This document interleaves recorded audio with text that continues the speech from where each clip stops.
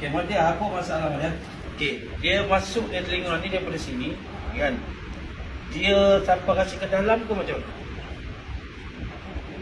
mana? So sini sakit tak? Sini sakit. Sini sakit. Tu sekarang desing dia tu macam mana dia desing? Dia bunyi macam mana? Kadang dia kuat, kadang dia perlahan. Jadi bila bunyi desing tu sakit tak? Dia kalau yang kuat tu dia macam sakit. Dia macam Sakit tak? Bila kuat dia sakit tak?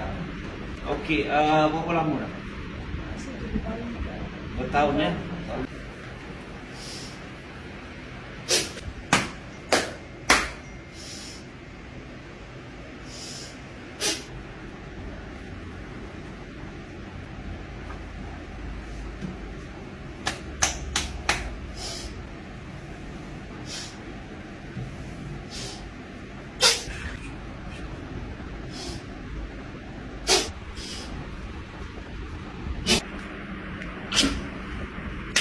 Halo.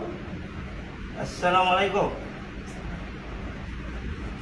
Clear? Clear kan? Alhamdulillah. Ya? Tengok muka ceria tadi nangis sikit lah Okay. Jadi dah keluar. Masalah gangguan bertahun berkurun lama dengan izin Allah Azza wa Jalla. Okay. Rasa macam mana sekarang?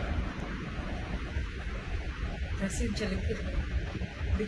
Hilang bunyi Yes, dan please like and share, kongsikan untuk berikan faedah, manfaat kepada orang lain. Sebaik-baik manusia, manusia yang banyak memberi manfaat kepada orang lain. Okay, follow saya Cik Master DS, Jamil Aris, please like and share.